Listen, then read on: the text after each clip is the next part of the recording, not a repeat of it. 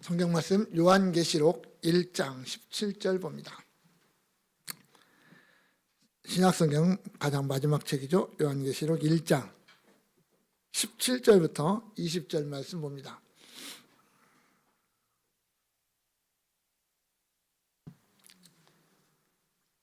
찾으셨으면 같이 한 목소리를 보겠습니다.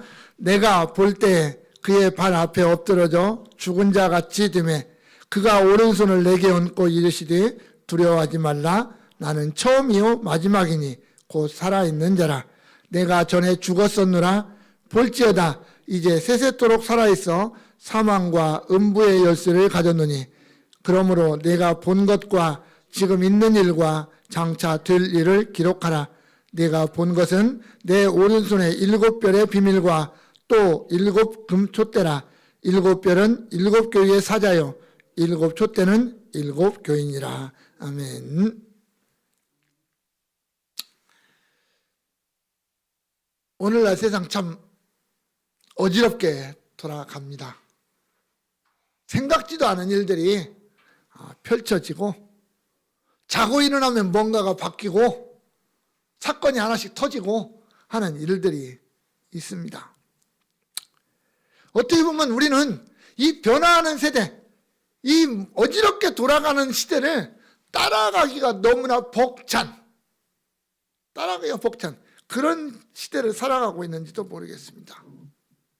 그러면서 또한 우리는 어떻게 해요? 그거 뒤처지지 않으려고, 이 시대에 뒤처지지 않으려고 또 몸부림치는 그런 우리의 삶이기도 하죠. 그러면서 우리는 이렇게 생각합니다. 과연 이 시대의 주인 중심에는 뭐가 있을까? 무엇이 이 시대를 이렇게 변화무쌍하게 변화하도록 그렇게 진행하도록 하고 있을까? 우리는 이러한 시대 속에서 어떤 강대국들을 생각하기도 합니다. 미국이라고 하는 나라, 중국이라고 하는 나라, 이런 러시아라고 하는 나라, 이런 것들을 생각할 수도 있겠죠. 대통령의 말 한마디에 전 세계가 그냥 들썩들썩 하는 시대가 오늘날의 시대잖아요. 한마디에 그냥 모든 군사들이 움직이는 그런 시대. 오늘날 우리나라도 그렇잖아요. 대통령의 말 한마디면 나라 전체가 그냥 들썩들썩 올라갔다 내려갔다 이리 갔다 저리 갔다 하는 그런 시대가 오늘날의 시대예요. 그런가 하면 또 어떤 과학적인 어떤 하나의 사건들 때문에 흔들리기도 합니다. 대표적인 게 오늘날 AI라고 하는 것 있잖아요. 반도체의 어떤 혁명들, 이런 것들이죠. 이런 것들 우리가 상상하는 것 이상으로 우리를 혼란스럽게 만들고, 세계의 어떤 흐름은 누가 더 먼저 만들고 누가 더 많이 만들고 하는 이런 것 가지고 경제의 흐름이 흔들리는 이런 시대가 오늘날의 시대이기도 하죠. 과연 그렇게 본다면 어떤 특정한 한 나라가 이 세상의 주인이, 역사의 주인이 될 수 있을까? 어떤 한 사람의 영향력 때문에 그 사람이 역사의 주인이 될 수 있을까? 아니면 또 다른 어떤 과학적인 산물이, 어떤 흐름이, 사상의 어떤 흐름이 역사의 주인이 될 수 있을까? 우리는 그런 생각을 많이 하게 되는 거죠. 오늘날의 역사를 주름잡고 오늘날의 역사를 이끌어가는 존재는 과연 무엇일까? 라고 하는 질문을 던지게 되는 거죠. 그러나 잠시만 생각해 보면 이 땅에 존재하는 그 어떤 것도 어느 누구도 역사의 주인은 될 수 없다는 것을 우리는 잘 압니다. 과학이 아무리 발달해도 한계가 있는 거고, 아무리 뛰어난 사람도 완전할 수 없다는 거죠. 그도 때로는 실수하게 되고 원하지 않는 결과를 만들어내기도 하기 때문입니다. 그래서 사람들은 과연 무엇이 움직이지 않는, 변하지 않는 주인일까? 여기에 또 다른 질문을 던지고 집중하려고 하는 거죠. 성경은 우리에게 그런데 그 주인이 누구인가에 대해서 너무나도 분명하게 대답을 주고 있습니다. 우리가 살아가는 이 세계가 누구의 뜻을 따라서 움직이고 누구의 목적을 향해서 움직이는가라고 하는 겁니다. 역사는, 히스토리라고 하는 역사는 그의 스토리, 역사입니다. 그의 역사예요. 우리의 역사가 아니라 그분의 역사라는 말입니다. 그분의 이야기예요. 우리가 이루어가는 게 아니라 그분이 이루어간다라고 하는 거죠. 여기에서 그가 누구냐? 성경은 한마디로 얘기하겠죠. 예수 그리스도다라고 말하는 겁니다. 모든 역사의 주인은 예수 그리스도다. 그분만이 역사를 주관하고 그분만이 역사 속에서 일어나는 모든 일들을 친히 주관하신다라고 하는 겁니다. 모든 역사를 오직 당신의 뜻을 따라서 계획하시고 당신의 목적을 따라서 진행하시고 당신이 기뻐하시는 결과를 맺어낸다라고 하는 겁니다.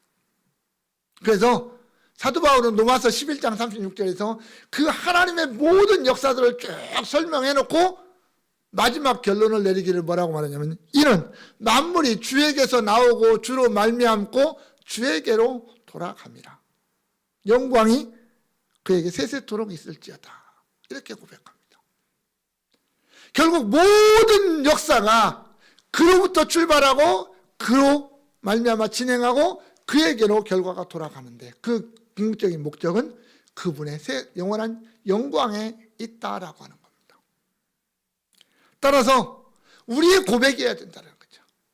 내 모든 삶의 주인은 하나님, 예수 그리스도 당신입니다 라고 우리는 고백할 수 있어야 된다는 거죠.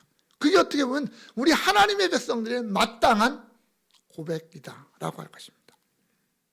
그렇다면 우리는 이렇게 질문을 던집니다. 도대체 무슨 근거로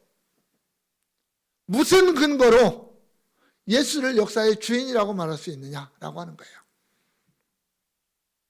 오늘 본문은 거기에 대한 답을 줍니다. 왜 예수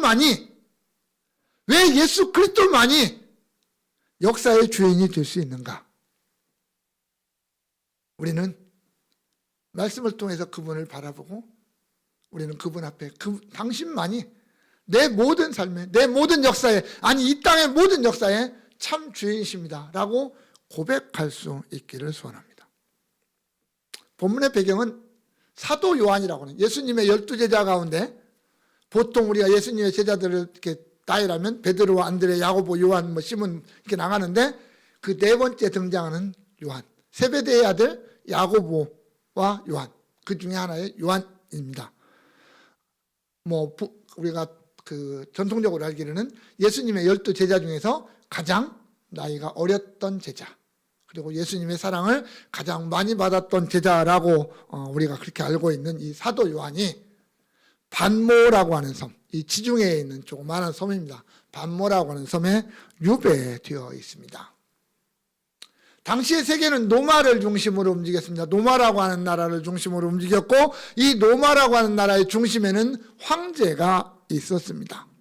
그래서 모든 사람들이 그 당시에 살아가는 모든 사람들이 말하기를 역사의 중심에는 누가 있느냐? 노마의 황제가 있다. 이렇게 생각을 하고 살았습니다.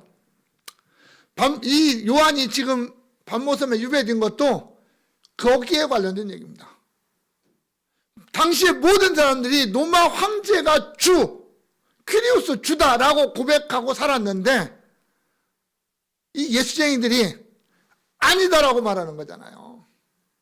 황제가 주가 아니라 우리가 섬기는 예수 그리스도가 주다라고 고백을 하다 보니까 로마 황제가 이걸 반역으로 몰아서 예수 믿는 자들을 죽이고 유배 보내고 했잖아요. 그것 때문에 지금 유배를 당한 거예요, 사실은.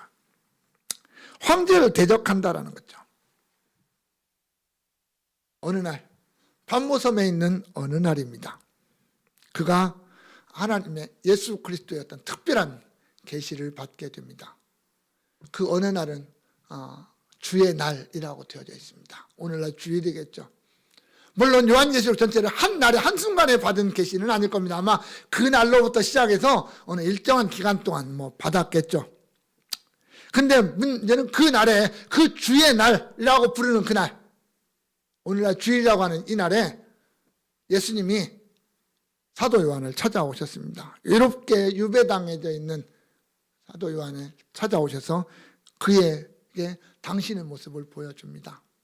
그리고 그 시대의 어떤 실상들, 특히 교회를 중심으로 하는 실상들을 그에게 점검하시고 앞으로 될 일들에 대해서 말씀하시고 그것을 기록해서 교회들에게 보내라 라고 하는 명령을 내리십니다. 오늘 그 어떤 주님의 명령을 따라서 이제 사도 요한이 편지를 쓰기 시작하는데, 나에게 이 편지를 쓰라고 명령하신 그 예수 그리스도가 어떤 분이냐 라는 거예요. 그것을 이제 기록을 하는 겁니다. 한마디로 얘기하면 이 편지를 사도 요한이라고 하는 사람이 손으로 쓰지만 이 편지의 주인이 누구냐는 거예요. 사실은 예수 그리스도라는 그런 것을 보여주죠. 그러면서도 뭐에 대해서 주님 자신에 대해서 나에게 뭐라고 얘기를 하셨느냐라고 하는 것을 이제 기록을 하는 겁니다. 그것을 통해서 모든 역사가 예수 그리스도 안에서 시작되고 진행되고 마감된다라고 하는 것을 보여주고 있는 겁니다. 지금 역사의 주인은 로마도 아니다. 로마에 있는 저 황제도 아니다. 저 천상에 계시는 예수 그리스도시다. 그분이 우리의 참 주인이다. 그래서 우리는 로마 황제의 말을 듣는 것보다도 예수 그리스도의 말씀을 들어야 된다. 예수 그리스도의 말씀을 듣고 읽고 행하는 자가 복되다. 예수 그리스도가 주인이심을 알고 그분의 명령에 순종하는 자가 복된 자다라고 말하고 있는 겁니다. 우리는 그런 자여야 된다. 예수의 말씀에 귀를 기울여야 된다는 거죠. 어떤 위대한 자들, 어떤 뛰어난 자들, 그들의 말에 우리의 귀를 기울이는 게 아니라, 우리는 물론 들어야 하죠. 그 사람들의 말을. 듣지 말라는 얘기가 아닙니다. 들어야 돼요. 그러나 그들이 그 말씀이 진리이고 그 말씀이 절대가 아니라 오직 예수 그리스도, 그분만이 절대자요, 그분만이 진리라고 하는 것을 기억하고 그분의 말씀에 우리가 집중해야 되고 그분의 말씀에 순종해야 된다. 그것이 그리스도인의 마땅한 본분이다라고 하는 것을 말씀하고 있는 겁니다. 이 시간 역사의 주인이라는 제목입니다. 먼저 왜 그분이 우리의 역사의 주인이 될 수 있느냐? 그분은 살아계신다라고 하는 거예요. 살아계신다. 언뜻 보면 나도 살아있는데 이렇게 말할 수도 있잖아요. 나도 살아있는데. 그런데 아니라는 거죠. 주의 날 성령의 감동을 받은 사도 요한에게 예수 그리스도께서 친히 나타나셨습니다. 그런데 그 모습은 인간 세계에서는 볼 수 없는 모습입니다. 우리가 표현할 수 없는, 말로 표현하기가 너무 힘든 그러한 예수님의 모습이었어요. 그래서 온갖 좋은 말로 다 갖다 붙여놨어요. 그러면서도 뭐라고 하느냐면 요한은 두려워서 그 발 앞에 바짝 엎드렸습니다. 왜? 죄인이 하나님 앞에 섰다라고 하는 두려움 때문에 엎드린 겁니다. 아무리 예수를 위해서 살았고 아무리 예수 때문에 여기에 유배되었다 할지라도 그 요한은 한낱 죄인이었거든요. 그래서 거룩하신 하나님 앞에 선 그는 엎드릴 수밖에 없었어요. 출애굽기 33장 20절에 하나님이 이렇게 말씀하시잖아요. 나를 보고 살 자가 없습니다. 육체의 한계를 가진 인간, 죄성을 가진 인간이 거룩하신 하나님을 눈으로 보고 살 수가 없다라는 거죠. 그런데 요한이 그 하나님 예수 그리스도를 봤다는 거예요. 그런데 얼마나 두려웠겠습니까? 그래서 엎드려 죽은 자 같이 됐어요. 과거 구약에 보면 이사야가 그러잖아요. 천상에 계신 하나님을 보고 난 다음에 그가 하는 말이 있거든요. 화로다 나여 망하게 되었다다. 나는 입술이 부정한 자요, 나는 입술이 부정한 백성 중에 거주하면서 만군의 여호와이신 왕을 비웠습니다. 이렇게 말하잖아요. 죄인이 하나님을 보았을 때, 하나님을 만났을 때 보이는 반응은 땅에 바짝 엎드릴 수밖에 없는 그런 상황이 되는 거죠. 우리가 지난번에 봤던 바울도 그랬잖아요. 예수님의 영광의 빛 앞에서 그렇게 엎드릴 수밖에 없었던 모습을 봅니다. 그런데 주님이 그런 요한에게 오셔서 아주 다정한 말씀을 하시잖아요. 두려워하지 말라. 나는 처음이요 마지막이니 곧 살아있는 자라. 내가 전에 죽었었노라. 볼지어다 내가 세세토록 살아있다. 이렇게 말씀합니다. 예수님이 살아있다라고 하시는 말씀 가운데서 이렇게 나는 처음이요 마지막이야. 나중이다. 마지막이다. 이 말씀을 하십니다. 요한계시록에는 이 처음이요 마지막, 나중, 처음, 시작과 마지막 이런 내용이 7번 등장을 합니다. 사실은. 근데 4절에 걸쳐서 7번을 이렇게 7가지의 모습으로 보여주십니다. 앞에 1장에 2번, 21장에 한 번, 22장에 한 번 이렇게 돼요. 그러니까 요한계시록 처음에 그렇게 말씀하시고 마지막에 그렇게 말씀을 하셔요. 이게 처음과 마지막이 나다라고 하는 것을 그렇게 말씀을 해줍니다. 1장 8절에서는 나는 알파와 오메가라. 헬라어 첫 글자가 알파고 마지막 글자가 오메가라고 하는 글자거든요. 그래서 모든 것의 처음과 마지막을 말할 때 알파와 오메가다 이렇게 말하는 어떤 그 관용적인 표현입니다.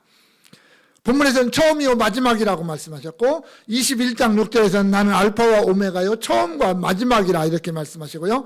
22장 13절에서는 나는 알파와 오메가요 처음과 마지막이요 시작과 마침이라 이렇게 말씀합니다. 문자적 표현은 다릅니다. 단어는 다릅니다. 그러나 의미는 똑같은 표현들입니다. 예수 그리스도의 어떤 신적인 존재, 나는 하나님이다. 나는 하나님이다. 이걸 강조하기 위한 표현들입니다. 예수님은 지금 요한에게 나타나서 하는 말이 내가 하나님이야. 내가 하나님이야. 네가 본 나는 하나님이야. 그런데 내가 좀 다른 모습이 하나가 있어. 그게 뭐냐면 자, 볼지어다 내가 이제 세세토록 살아있어서 있다. 이렇게 말씀합니다. 나는 살아있는 자다. 이렇게 말씀합니다. 과거로부터 현재까지 그리고 미래의 영원한 때까지 나는 어떤 존재? 살아있는 자다 이렇게 말하는 거예요.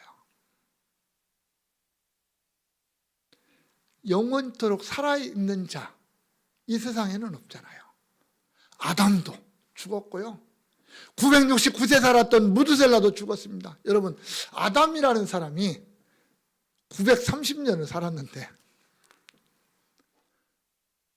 아담은 아기로 만들어진 게 아니잖아요. 사실은 아담은 장성한 자로 만들어졌잖아요. 그러니까 어떻게 보면 살기는 930년 살았지만 나이, 오늘날 우리가 계산하는 나이로 보면 그래도 참 많이 먹었을 것 같아요. 자, 아무리 오래 살아도 영원히 산 사람은 없어요. 비록 죽지 않고 하늘로 올라갔다라고 말하는 엘리야도 영원히 이 땅에서 살지는 않아요. 예수님 오시는 그날까지 이 땅에 영원히 살 자는 아무도 없어요. 그런데 예수님만이 뭐라고 말하냐면 나는 세세토록 과거로부터 현재 미래까지 살아있는 자다 이렇게 말씀해요. 살아있는 자다. 성경에 이 살아있다라고 하는 표현이 구약 성경에서도 종종 등장을 하는데 구약 성경에서 살아있는 자다라고 하는 말씀이 하나님 앞에 적용될 때는 우상들과 대조되는 거였어요. 우상, 사람이 만들고 숨도 안 쉬고 걸어다니지 못하고 아무것도 하지 못하는 우상, 그것과 대조되어서 나는 살아있고 생명을 주는, 공급해주는 생명의 하나님, 그것을 강조할 때 하나님이 나는 살아있다 이 말씀을 하시거든요. 그런데 오늘 예수님이 나타나셔서 요한에게 내가 살아있다 이렇게 말씀하시는 거예요. 그것을 통해서 예수님이 영원부터 영원까지 살아계시는 존재, 죽은 존재가 아니라 사라지는 존재가 아니라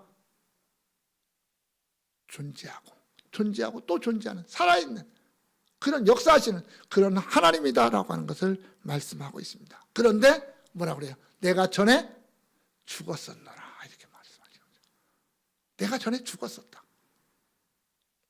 우리가 잘 아시죠? 내가 죽음을 경험했다? 내가 십자가에서 죽은 예수, 그 예수다. 내가 십자가에 죽은 예수. 너는 알지 않느냐? 내가 십자가에 죽었었다라는 것을. 요한은 끝까지 예수님 십자가 밑에서 봤잖아요.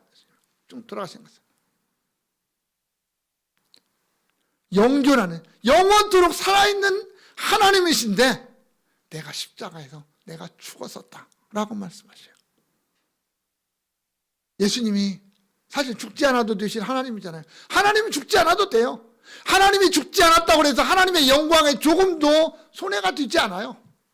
예수님이 십자가 안 져도요, 하나님 자신에게는 조금도 손해가 없는 역사예요. 그런데 그 예수님이 십자가를 지고 죽으셨다. 왜? 자기 백성 구원을 위해서 죽으셨잖아요. 내가 너를 위해서 죽었었다라는 거죠. 사도 요한에게 하시는 말씀이잖아요. 오늘 우리에게는 말하면 내가 너 하나를 위해서 내가 과거에 죽었었다. 그런데 지금은 뭐냐면 내가 살아있다라는 거예요. 영원히 살아있다. 내가 죽음을 경험했지만 그 죽음을 이기고 죽음까지도 이기고 승리한 나는 지금도 살아있는 존재다. 그렇게 말씀하는 거예요. 그렇기 때문에 나만이 역사의 주인이 될 수 있다는 겁니다. 왜냐하면 과거로부터 미래까지의 모든 역사를 나는 다 주관할 수 있는, 살아있는 자니까. 내가 살아있으니까. 내가 일어나다 죽어버리고 끝나버리는 게 아니라, 남이 하던 일을 이어서 하는 게 아니라, 나는 처음부터 마지막까지 모든 걸 다 내가 시작하고 내가 진행하고 내가 마치는, 내가 주인이다. 이렇게 말씀하고 있는 거예요. 예수 그리스도를 떠나서는 그 어떤 역사도 존재할 수가 없고 역사가 진행될 수 없고 열매가 맺을 수 없다라고 하는 거죠. 그렇기 때문에 주님만이 역사의 주인이 될 수 있다라고 말할 수 있는 겁니다. 또한 그분이 왜 역사의 주인이 될 수 있느냐? 그분은 하늘과 땅의 모든 권세를 가지셨다라는 겁니다. 하늘과 땅의 모든 권세를. 18절에 보면 사망과 음부의 열쇠를 가졌다 이렇게 말씀하십니다. 주님이, 부활하신 주님이 가진 권세가 어떤 것이냐라고 하는 어마어마한 권세입니다. 예수님이 하늘의 영광 보좌를 잠시 버려두시고 사람의 모습으로 세상에 오셨습니다. 하나님이 사람이 되셨다라고 하는 겁니다. 죄가 전혀 없고 죄를 알지도 못하시는 분이 죄인이 되어버렸습니다. 그래서 십자가에서 죽으셨습니다. 왜? 그것을 통해서 하나님 자신의 뜻이 성취되었다라고 하는 거예요. 인간의 뜻, 인간의 계획이, 세상의 계획이 성취된 게 아니라 그 모든 역사의 주인이신 하나님의 뜻이 성취되었다라고 하는 거예요. 그게 중요한 거죠. 자기 백성들이, 하나님이 창세전에 택한 자기 백성들이 죄악 속에서 영원한 멸망에 던져지는 것을 용납할 수 없는 하나님이 그들을 구원하시기 위해서 십자가라고 하는 어마어마한 역사를 이루셨다라고 하는 거죠. 그러나 영원한 죽음에 버려두지 않고 그 죽음을 이기고 부활하게 하심으로 말미암아 생명을 이기는 생명의 주가 되게 하셨다라고 하는 거죠. 그게 예수님 아닙니까? 그분이 다시 하늘로 올라가셔서 하늘에 있는 자신의 보좌, 그분이 세상에 오시기 전에, 사람의 몸을 입기 전에 앉으셨던 그 보좌에 앉으셨습니다. 완전한 회복이죠. 회복하셨다는 거죠. 그 승천하신 주님이 사망과 음부의 열쇠를 가지고 있다. 사망과 음부. 그 사망과 음부조차도 주님의 권세 아래 있다. 그걸 다스린다라고 하는 거죠. 요한계시록 20장 14절에 보면 주님이 재림하시고 최후의 심판을 하십니다. 그리고 마지막에 영원한 불못 지옥에 던져지는 것이 뭐냐면 사망과 음부라 이렇게 말을 하거든요. 그 사망과 그 음부조차도 인간들이 가장 두려워하는, 사람이 가장 두려워하는 사망, 그 이후의 지옥의 세계, 그것조차도 주님이 심판해 버리실 수 있는 권세, 그분이 우리 주님이시다라는 거죠. 그만큼 위대한 권세, 높은 권세를 가지셨다라는 겁니다. 그렇기 때문에 그분을 믿는 자들에게는 그 사망이나 음부에 대한 두려움이 있을 필요가 없다. 두려워하지 말라라고 말씀하는 겁니다. 내가 그것의 주인이야. 근데 내가 내 백성을 거기에 던지겠느냐? 아니라는 거죠. 내가 주님을 믿는 주님의 백성인데 주님이 나를 그 사망과 음부에 던져버리지는 않을 거니까 두려워하지 말라라는 거예요. 그 주님이 주인이라는 걸 믿으면 우리는 그것은 두려워할 존재가 아니라고 말씀하는 거죠. 그런데 예수님이 그런 천상의 그 영적인 세계 뭐로 말할 수 있겠죠. 그런 것만을 주관하시는 주님이 아니라 우리가 발을 디디고 살아가는 이 세상의 역사도 주님이 주관하시더라는 거예요. 오늘 20절에 네가 본 것은 내 오른손의 7별의 비밀과 또 7 금촛대라. 7별은 7 교회의 사자요 7 촛대는 7 교인이라 이렇게 말씀하십니다. 자, 7 교회의 별, 7 교회의 사자, 뭐 7 촛대, 뭐 모든 거 다 동장합니다. 그것을 무엇을 말하고 그것이 무엇을 의미하는지 뭐 각자 학자들마다 뭐 이야기 다 합니다. 근데 오늘 우리는 그건 잠시 뭐 나중에 볼 일 있어 보고 지금 우리가 그걸 볼 게 아니라 그 7별, 7 금촛대를 누가 붙잡고 있느냐는 거예요. 누가 붙잡고 있냐? 내 오른손이에요. 주님이 말씀하셔요. 내 오른손에 붙잡고 있는 거예요. 7 교회가 어떻고 7 사자가 어떻고 7 금촛대가 어떻고 다 그게 중요한 게 아니라 그 모든 것을 주님이 붙잡고 있다는 거예요. 예수 그리스도가 내가 붙잡고 있다. 내 오른손으로 내가 붙잡고 있다. 그렇게 말씀하시는 거예요. 지상의 모든 교회를 주님이 붙잡고 있는 거예요. 지상의 모든 교회를 주님이 붙잡고 있다. 이 말씀은 이 세상의 모든 역사를 내가 붙잡고 있다는 말씀과 동일합니다. 왜냐하면 이 세상의 모든 역사의 중심에는 교회가 있거든요. 하나님의 백성들이 있지 않습니까? 이게 역사의 중심이에요, 사실은. 미국이라는 나라가, 중국이라는 나라가, 뭐 이런 나라들이 역사의 중심이 아니라 어느 곳에 있든지 하나님의 백성들이 역사의 중심에 서 있는 거예요. 그 하나님의 백성들을 떠나서, 그 하나님을 떠나서는 이 땅에 있는 그 어떠한 역사도 존재할 수가 없는 겁니다. 그 예수 그리스도. 성육신하기 이전부터도 하늘과 땅의 모든 권세를 가지셨던 그분.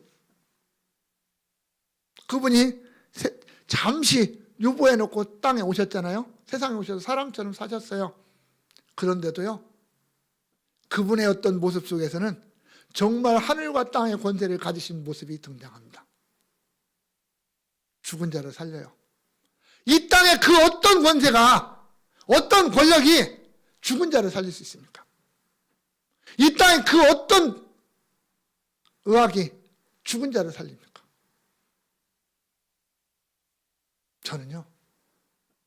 저는 우리 어머님이 이렇게 작았나? 처음 알았어요. 돌아가시고 난 뒤에 알았어요. 사실 우리 어머님이 덩치가 좀 있는 줄 알았거든요. 근데 돌아가실 때 보니까 너무 작더라고요. 근데 아무리 뭐 동안에도 죽은 자는 못 살려요. 이 세상에 못 살려요. 근데 주님은 살리셨어요. 주님이 뭐 과학으로 살렸습니까? 의학으로 살렸습니까? 아니잖아요. 당신의 어떤 가진 그 권세, 그걸로 살렸어요. 신적인 권위, 그걸로 살리는 거예요. 많은 병자들을 고쳤습니다. 예수님 뭐 의학으로 예수님이 치료하신 적 있습니까? 아니잖아요. 철저하게 자신 안에 있는 하나님, 그 신성, 그 권력, 권세, 그걸로 병든 자들을 낫게 하셨습니다. 바다를 잔잔하게 하시고요. 오병이어로 5,000명을 먹이고 12광주를 남기기도 합니다. 말도 안 되는 일을 해요. 이게 뭐 어떤 설명할 수 있는 방법이 있습니까? 그게 하나님의 권세 아닙니까? 그게 예수님의 권세. 하늘에 계실 때 세상에 오시기 전에 가셨던 권세가 그런 거잖아요. 이 땅에 오셔서 그렇게 하셨어요. 그런데 이제 십자가와 부활을 통해서 그 모든 권세를 회복하셨어요. 그래서 예수님이 하늘로 가시기 전에 제자들에게 그러잖아요. 하늘과 땅의 모든 권세를 내게 주셨으니 라고 하는 얘기예요. 여러분, 예수님이 제자들에게 너희는 가서 모든 족속으로 제자를 삼아 아버지와 아들과 성령의 이름으로 세례를 주고 그들에게 내가 너희의 분반 모든 것을 가르쳐 지키게 하라 라고 명령하셨잖아요. 그런데 그 명령이 중요한 게 아니라 그 명령보다 더 중요한 앞에 있는 하늘과 땅의 모든 권세를 내게 주셨으니 이게 더 중요한 거예요. 그게 없으면 그 명령은 의미가 없는 거예요. 한마디로 얘기하면 내가 여러분들에게 너는 가서 세상 모든 민족을 제자로 삼아 아버지와 아들과 성령의 이름으로 세례를 주고 그들에게 가르쳐 지키게 하라. 내가 여러분들에게 명령할 수 있는 뭐 있습니까? 내가 그렇게 했다고 해서 여러분들이 그렇게 해야만 됩니까? 아니잖아요. 저는 그런 권세가 없어요. 저는 여러분들에게 그렇게 말할 수 있는 권세가 없는 사람이에요. 그렇게 말할 수 있는 권세를 가지신 분은 딱 한 분밖에 없는데 그게 예수님이에요. 그분이 뭐라고 하냐면 내가 하늘과 땅의 모든 권세를 가졌는데 그 권세로 내가 너희에게 그렇게 명령한다. 그러니까 너는 어떻게 해야 돼요? 해야 되는 거예요. 그러면서도 뭐라 그래요? 내가 하늘과 땅의 모든 권세를 가진 그 권세를 가진 내가 너희와 세상 끝날까지 항상 함께 있으리라. 그 하늘과 땅의 권세를 가진 내가 너와 함께 있는 거예요. 아무나 있는 게. 그러니까 그 일을 해라. 이렇게 명령하시는 거예요. 그래서 모든 역사는 주님이 원하시는 대로 이루어질 수가 있는 거예요. 오늘 우리가 살아가다 보면 세상의 역사가 어떤 특정한 사람이나 어떤 특정한 세력이나 어떤 특정한 사상들이 이 세계의 역사를 움직이는 것처럼 보일 때도 있습니다. 하나님과 전혀 상관없이 역사가 돌아가는 것처럼 느껴질 때도 있습니다. 하지만 아무리 그렇게 보인다 할지라도 그것이 전부는 아닙니다. 우리의 눈에 보이든지 보이지 않든지 우리가 느끼든지 못 느끼든지 이 모든 역사의 주인은 오직 예수 그리스도뿐입니다. 때로는 비록 불합리하게 보입니다. 말도 안 되는 것처럼 보여요. 그렇게 느껴져요. 때로는 악이 성공하는 것처럼 보일 때도 있습니다. 그러나 궁극적으로 이 세상의 모든 역사를 예수 그리스도의 뜻을 성취하는 쪽으로 돌아갈 수밖에 없습니다. 우리 주님은 비록 악이라 할지라도 악한 세력이라 할지라도 악한 날에 적당하게 사용하심으로 말미암아 하나님의 거룩한 뜻을 성취하실 것입니다. 사랑하는 성도 여러분, 그래서 우리는 두려워하지 말아야 됩니다. 오늘날 세상이 복잡하게 돌아간다고요? 어지럽다고요? 불안해하지 마십시오. 내 뜻대로 내 마음대로 안 된다고 두려워할 필요 없습니다. 왜? 우리는 이 세상의 역사보다 더 뛰어난, 더 위에 계신 예수 그리스도를 바라보고 그분을 믿고 따라가는 사람들이기 때문입니다. 그래서 성도는 예수 그리스도의 역사를 살아가는 사람들입니다. 예수 그리스도의 역사를 몸으로 살아내는 사람들입니다. 역사의 주인이신 주님이니까. 때로는 내가 계획하는 것 같고 내가 진행하는 것 같고 내가 뭔가 읽어내는 것 같지만 그 결과는 우리 주님이 모든 것을 이루신다라고 하는 것을 믿고 그대로 나가는 거죠. 내 삶의 역사에 내 역사가 아니라 나의 역사가 아니라 히스토리, 그분의 일, 그분의 역사다라고 하는 것을 믿고 나아가야 됩니다.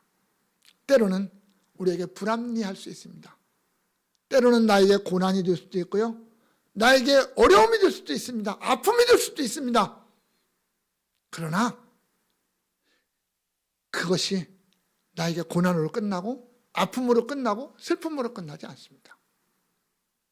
우리 주님은 반드시 나와 함께 하시는 그 주님은 하늘과 땅의 권세를 가지시고 영원히 살아계신 그분은 나의 모든 역사를 통해서 나의 뜻을 이루는 게 아니라 그분 자신의 뜻을 이루실 겁니다. 나는 그분의 쓰임을 받는 존재요. 그분의 역사를 그냥 살아가는 하나님의 어떤 일꾼으로, 하나님의 도구로, 하나님의 군사로 그 역사를 살아가는 존재다라고 하는 것을 우리가 기억한다면 우리는 그분의 뜻 앞에 순종할 수 있고 그분의 말씀 앞에 우리가 전적으로 나 자신을 내려놓을 수가 있을 것입니다. 우리의 역사에는 결코 실패가 없습니다. 우리의 역사는 반드시 성공하게 될 것입니다. 원하기는 우리 광서의 모든 성도들이 나의 주인이신, 역사의 주인이신 그 주님 앞에 나를 맡기고 순종하고 나아감으로 말미암아 세상에 예수 그리스도를 드러내고 또한 내가 예수님의 역사를 내 몸으로 살아내는, 드러내는 거룩한 그리스도인의 모습, 하나님의 귀한 일꾼들의 모습이 될 수 있기를 주님의 이름으로 축원합니다. 기도합니다. 하나님 감사합니다. 우리의 영원한 목자장 되신 우리 구주 예수 그리스도의 은혜와 우리의 영원한 아버지 하나님, 그 말로 다 할 수 없는 사랑과 오늘도 우리와 함께 하시고 승리하게 하시는 성령님의 역사가 여기 모인 주의 백성들 머리 위에, 또한 우리 광성교회 위에, 우리 총회와 이 나라 이민족 위에 이제로부터 영원까지 함께 있을지어다. 아멘. 아멘.